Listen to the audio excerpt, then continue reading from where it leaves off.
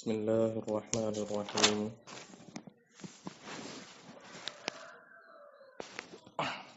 أما العدل فهو تغير اللفظ من صيغته الأصلية إلى صيغة أخرى تحقيقا أو تقديرا، ولا يجتمع مع وزن الفعل أصلا ويجتمع مع العلمية كعمر وزفر، ومع الوصف كثلاث ومثلث وأخر وجمع.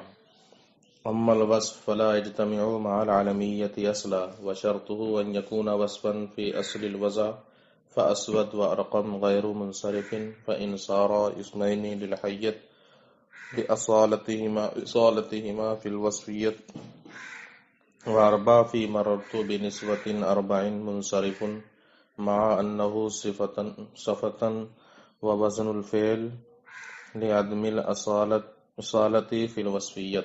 أما التانيث بالتاء فشرطه أن يكون علما كطلحة، وكذلك المعنوي. ثم المعنوي إن كان ثلاثيا ساكن الأوسط غير أعجمي يجوز صرفه وتركه لأجل الخفة ووجود السببين كهند، وإلا يجب منعه كزينب وصخر ومهجور. والتانيث بالألف المقصورة كحبلى والممدودة كحمراء ممتنع صرفها هما البتة، لأن الألف قائم مقام السببين التانيث ولزومه، فلا يعتبر في منع الصرف منها إلا العلمية، وتجتمع مع غير الوصف.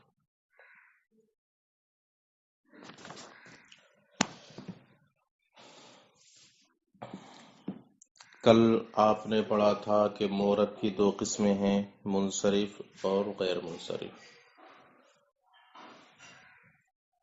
غیر منصرف کی تعریف پڑھی تھی، جس کے اندر اسباب منع صرف میں سے دو سبب یا ایک ایسا سبب پائے جائے جو دو سبب کے قائم مقام ہو، وہ غیر منصرف ہے. یہاں سے انہی اسباب تسعہ کو بیان کرنا شروع کرواتے ہیں جن کی وجہ سے کوئی اسم غیر منصرف بن جاتا ہے. اجمالاً ان کو شمار کرایا تھا عدل و تانیث، اسی ترتیب سے ہر ایک کی تفصیل یہاں سے شروع فرما رہے ہیں. فرماتے ہیں اما العدل، عدل کہتے ہیں لفظ کا اپنے صیغہ اصلیہ کو دوسرے صیغے کی طرف صیغہ اصلیہ کو چھوڑ کر دوسرے صیغے کی طرف منتقل ہو جانا. کسی لفظ کا، کلمے کا اپنے صیغہ اصلیہ کو چھوڑ کر دوسرے صیغے کی طرف منتقل ہو جانا، اسی کا نام عدل ہے. البتہ ایک صیغے کو چھوڑ کر جو دوسرے صیغے کی طرف کلمہ جائے گا، اس کی دو صورتیں ہیں. کبھی تو یہ انتقال تحقیقی ہوگا اور کبھی یہ انتقال تقدیری ہوگا. یعنی عدل کی دو قسمیں ہوئیں، عدل تحقیقی اور عدل تقدیری. عدل تحقیقی کا مطلب یہ ہے کہ کلمے کے اندر غیر منصرف پڑھے جانے کے علاوہ اور بھی کوئی سبب ہو.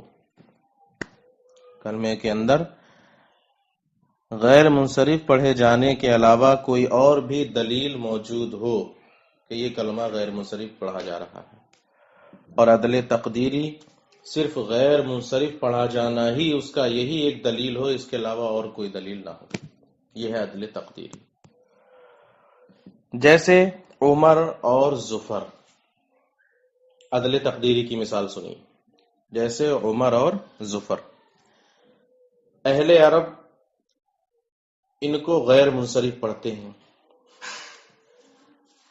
اس میں دیکھا کہ عمر اور ظفر دونوں علم تو ہیں، دوسرا سبب کیا ہے ان کے اندر غیر منصرف ہونے کے لیے، جس کی وجہ سے ان کو غیر منصرف پڑھا جا رہا ہے.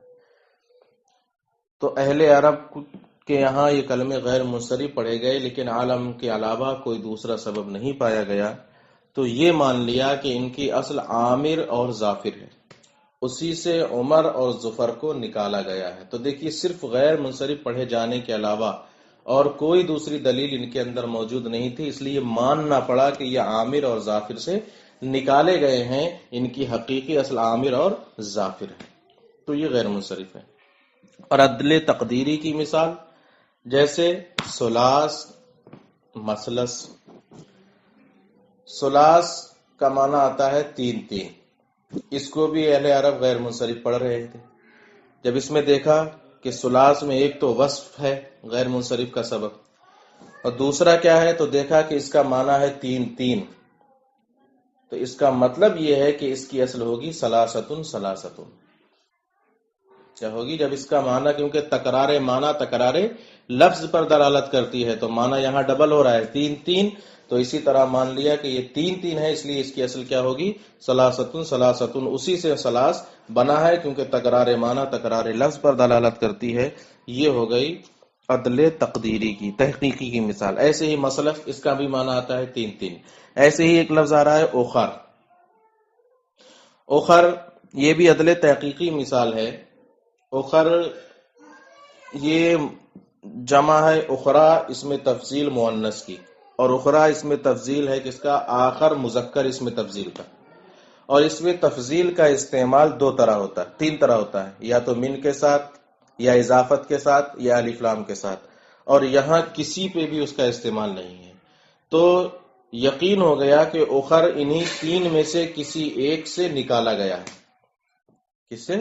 انہی تین میں سے کسی ایک سے اس کو نکالا گیا ہے، اس لیے اب یہ بھی کیا بن جائے گی؟ عدل تحقیقی کی مثال ہو جائے گی۔ ایسے ہی جمع، جمعون، یہ جمعاؤ مؤنث کی جمع ہے، اور جمعاؤ یہ ہے اجماعوں کا مؤنث۔ تو اب اس قیاس یہ تھا کہ اس کی جمع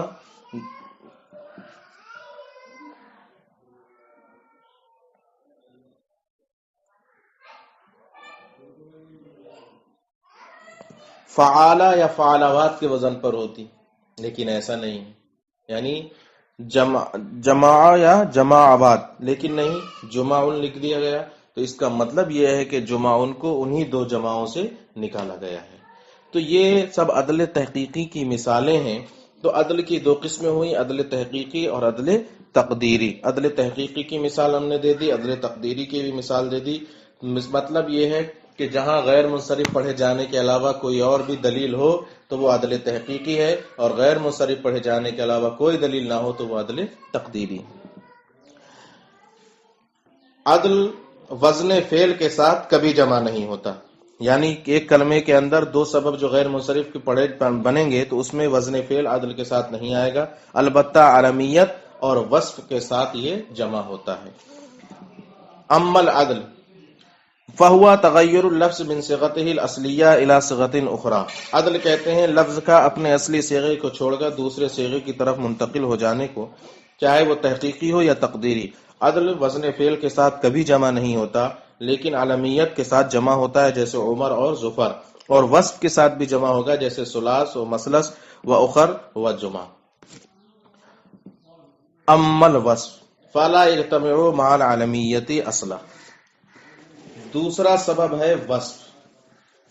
اس کی شرط بیان کرتے ہیں، اس کے شروع میں ہی بیان کرتے ہیں کہ یہ علمیت کے ساتھ کبھی جمع نہیں ہوگا۔ کیوں؟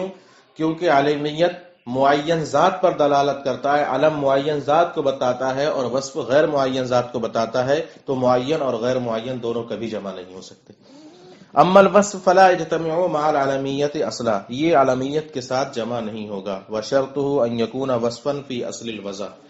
اب اس کی شرط بتا رہے ہیں کہ وصف غیر منصرف کا سبب کب بنے گا۔ کہتے ہیں وصف کے لیے یہ شرط ہے کہ وہ اپنے وضع کے اعتبار سے ہی وصف ہو۔ اصل وضع میں جب واضح نے اس کو وضع کیا ہو، اس لفظ کو ایجاد کیا ہو، تو وصف ہی کے لیے ایجاد کیا ہو۔ لہذا اب اگر کوئی ایسا کلمہ ہے جو حقیقت میں وصف کے لیے وضع کیا گیا، بعد میں اگرچہ اس کا معنی کچھ بھی ہو جائے یا کسی کا نام بھی رکھ دیا جائے، تب بھی وہ وصف ہی رہے گا، اور اس کی وجہ سے وہ کلمہ غیر منصرف ہوگا۔ جیسے اسود اور ارقم۔ اسود کا معنی کالا، ارقم معنی چتکبرا، یہ دونوں معنی وصف کے لیے، صفت کے لیے وضع کیے گئے۔ اب اگر یہ کسی سانپ کے نام بھی رکھ دیے جائیں تب بھی ان کا وصفیت کا معنی ختم نہیں ہوگا، اور یہ اگر کلمے میں پائے جائیں گے تو علم اور تو وصف کی وجہ سے وہ کلمہ کیا ہوگا؟ غیر منصرف ہو جائے گا. تو اسود یہ غیر منصرف ہے وزن فعل اور وصفیت کی وجہ سے، ایسے ہی ارقم یہ بھی وزن فعل اور وصفیت کی وجہ سے غیر منصرف ہے.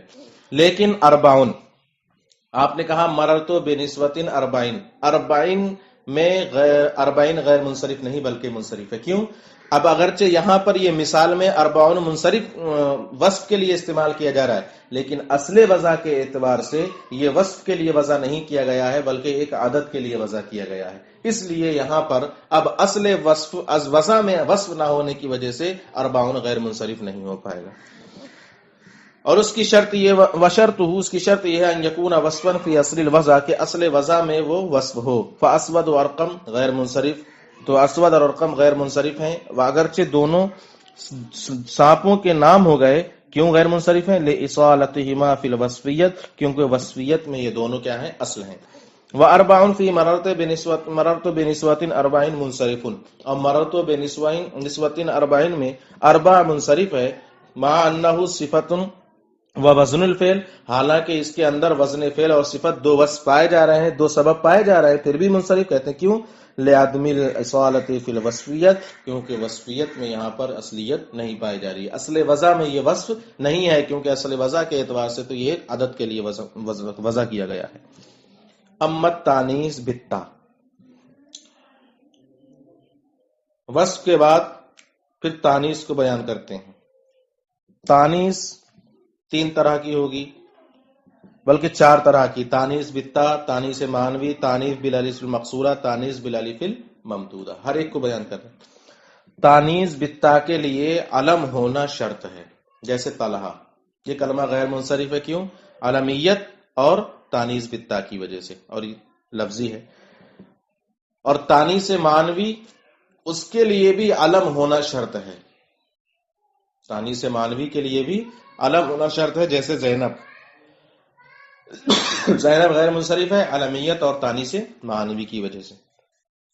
البتہ تانیث معنوی کے اندر کچھ چیزیں اور بیان کرتے ہیں. تانیث معنوی اگر ثلاثی ساکن الاوسط غیر اجمی ہے، اجمی نہ ہو، کلمہ ثلاثی ہو، بیچ والا ساکن ہو اور کلمہ غیر اجمی ہو، تو اس میں منصرف اور غیر منصرف دونوں پڑھنا جائز ہے. جیسے لفظ ہندن، لفظ ہند ثلاثی ہے، تین کلمے ہیں. ساکن الاوسط بیچ والا نون ساکن ہے، ٹھیک ہے، غیر اجمی ہے، ٹھیک ہے، یعنی اجمی نہیں. اب اس کو منصرف اور غیر منصرف دونوں پڑھنا جائز ہے. کس وجہ سے؟ منصرف خفت کی وجہ سے پڑھنا جائز ہے، اور غیر منصرف دو سبب پائے جا رہے ہیں، تانیث معنوی اور عالمیت، اس وجہ سے اس کو غیر منصرف پڑھنا بھی جائز ہے. تو اگر ثلاثی ساکن الاوسط غیر اجمی ہو تو اس کو منصرف اور غیر منصرف دونوں پڑھنا جائز ہوگا.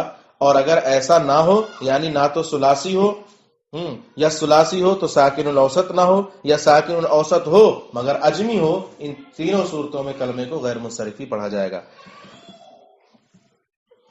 جیسے زینب، یہ ثلاثی نہیں ہے، غیر منصرف ہے. سقر، یہ ساکن الاوسط نہیں ہے، غیر منصرف پڑھا جائے گا. ماہجور، یہ غیر اجمی نہیں، ٹھیک ہے، ان سب کو غیر منصرف پڑھا جائے گا. ملاؤ. امت تانیث بالتا فشرطہ ان یکون علما، تو اس کی شرط یہ ہے کہ وہ علم ہو، جیسے طلحہ. ایسے ہی تانیث معنوی کی شرط ہے کہ وہ علم ہو.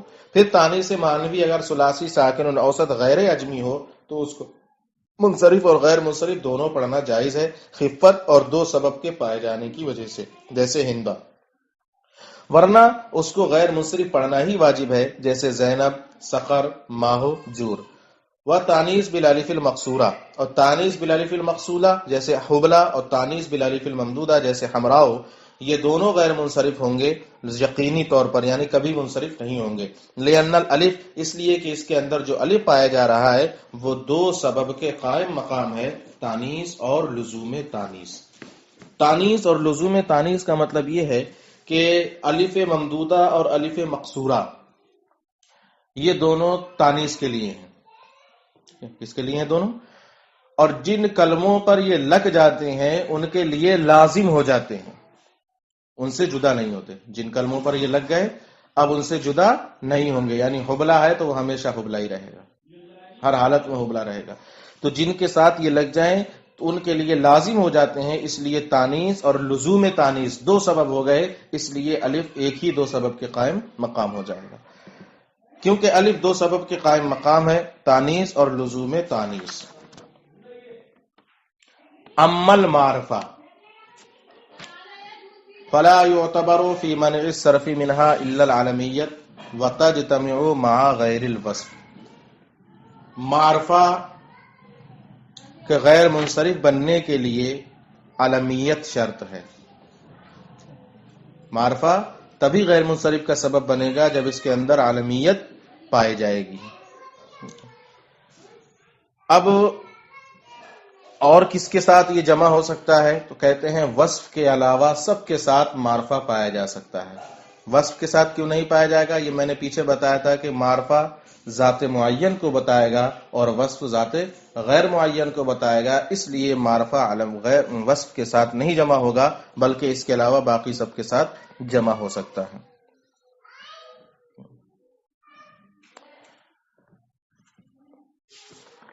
اما العجمہ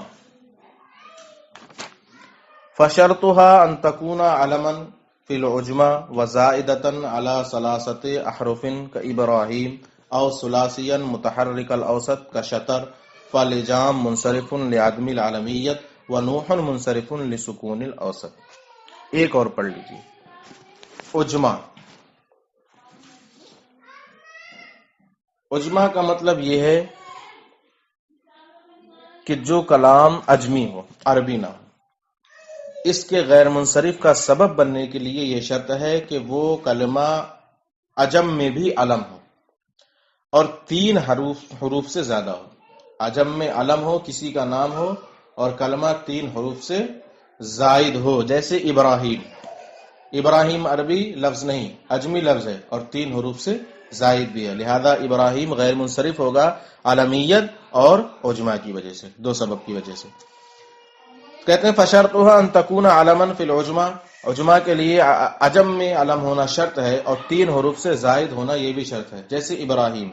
او ثلاثیا متحرک الاوسط، یا عجمی ہو اور متحرک الاوسط ہو، کلمہ عجمی ہو، 3 حروف والا ہو اور اس کا بیچ والا کیا ہو؟ متحرک ہو، جیسے شطر، ایک دریا کا نام، ایک قلعے کا نام، تو یہ کلمہ ثلاثی ہے، متحرک الاوسط ہے، لہذا یہ کلمہ 2 سبب کی وجہ سے غیر منصرف ہوگا۔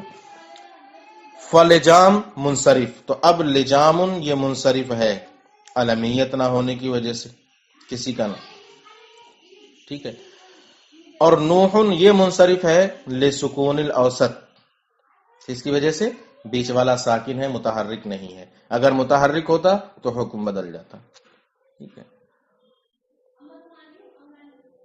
ہاں، تو فلجام منصرف لعدم العلمیت، تو لجام عدم علمیت کی وجہ سے منصرف ہے، اور نوح سکون اوسط یعنی بیچ والے کے ساکن ہونے کی وجہ سے منصرف ہے۔